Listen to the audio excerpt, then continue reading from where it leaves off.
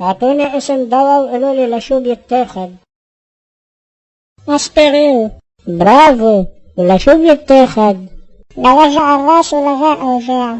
شاطرة. ومين كمان؟ بنادول. برافو.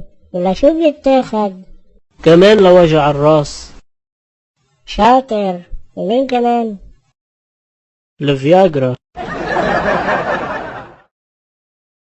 فياجرا. ولشو بيتاخد؟